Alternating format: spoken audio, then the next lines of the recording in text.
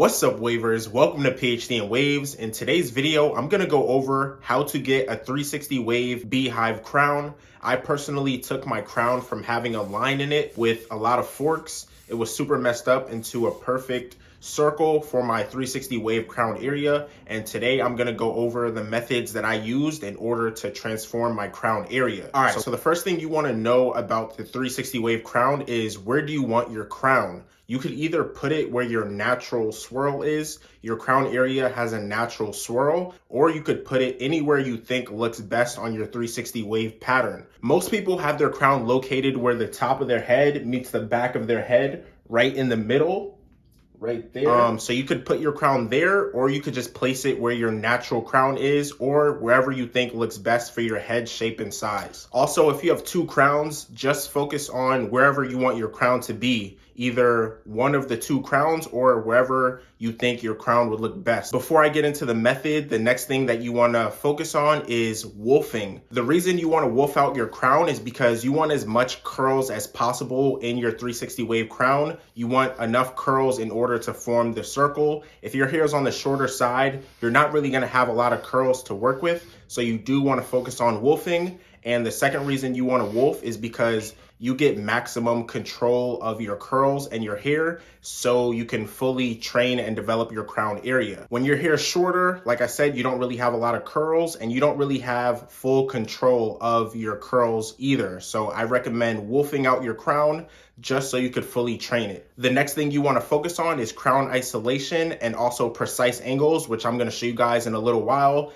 This is to make sure that your crown forms a circle. So you do want to be consistent with these angles so you could form this perfect circular crown. The fourth thing you want to focus on is the wash and style method. The wash and style method is going to allow your curls to loosen up so you could train them in a faster way. Wash and style method is going to allow your curls to get very loose so you can easily move your curls and train them so you could develop your crown faster. Also, the wash and style is a great method for laying down your curls. So laying down your curls and loosening your curls will help you develop your 360 wave crown in a short amount of time. And last but not least, you want to be consistent and you want to be patient. It's going to take around a month for you to develop a crown. So you do want to be patient and you do want to do this method every day just so you can gain progress as fast as possible. If you slack off and you don't really focus on your crown area, you're never going to develop a crown. So you want to make sure that you're doing crown isolation with precise angles every day. So with that being said, let's get into the method that I used in order to develop my 360 wave crown. All you really need is a comb and some brushes and some products. So let's get right into it. All right, wavers, let's get into the method. It's super simple. The first thing you want to do is you want to get a comb and you want to section off your crown area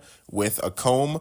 A comb is really going to part off your curls and create this nice circular crown area. As you can see, I have the angles on the screen. You want to use those angles because that's going to give you that perfect, nice, even circular crown area. Also, you want to make sure your crown area is as symmetrical as possible.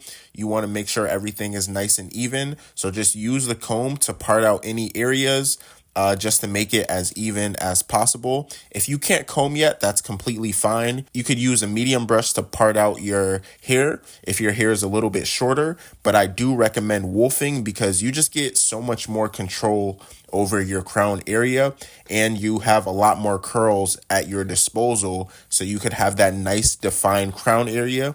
So I do recommend wolfing out your crown. So this is the first thing that I do. I just part everything out with a comb, make sure everything is nice and even with those 8 angles. All right, so after you lifted up your curls and you parted off your curls with a comb, the next thing you want to do is you want to get a hard brush.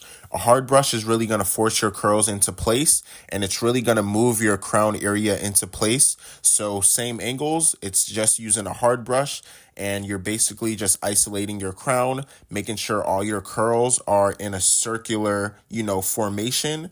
And it's pretty much the same angles. It's pretty simple. If you can't use a hard brush, you could absolutely use a medium brush. It does depend on how long your hair is. You don't want to hurt your scalp. Right now, I was wolfing, so I was using using a hard brush to part off my curls and to form my crown area. Notice how I'm using the tip of the brush. I'm not using the whole brush. The reason you want to use the tip of the brush is because you want to make sure those angles are as precise as possible. It's so easy to form a line in your crown, so you want to use the smallest possible angles as possible. So that's why I'm using the tip of the brush to make sure my crown area is super circular and precise. All right, moving on, we're moving down to the medium brush. Now we're going to begin to lay our crown down. After combing up our pattern and using the hard brush, we want to lay down our pattern. So it's the same angles with the medium brush. You're just going around your crown area, making sure everything is nice and even, and making sure everything is nice and symmetrical. All we're doing is we're just trying to create a circle with our curls. So we're just trying to mimic the angles of a circle. So you want to constantly go around your crown area to form that circular pattern. And over time, your curls are going to line up and you're going to get that nice, even circular crown area. Last but not least, we're moving down to the soft brush. We're just going through all the brushes and all the combs. You want to comb up your hair to part everything off. Then you want to move down to the hard brush, medium brush, and soft brush just to lay everything down and just to make sure that everything is nice and trained. So it's the same angles. You're just going through with the same 8 angles, making sure everything is nice and circular. And you don't have to do this method every day. This is the full method, but you could stick to using a medium brush. You don't have to go through all the brushes. You could simply knock this out with a comb and a medium brush, but this is the complete guide to truly training out your waves. Lastly, you want to make sure you're doing full brush strokes past your crown. Don't just do little brush strokes in your crown. You want to extend those brush strokes and follow through so it flows with the rest of your pattern. So make sure you're brushing a full brush stroke from your crown all the way to your pattern, just so your crown connects to the rest of your pattern. Then last but not least, you just want to go around with a plastic bag just to make sure all the frizz is gone and to fully bring out your crown area to make it look more defined. Last but not least, I did want to go over the wash and style method, because the wash and style method is really going to develop your crown area the fastest, and it's pretty much the same angles.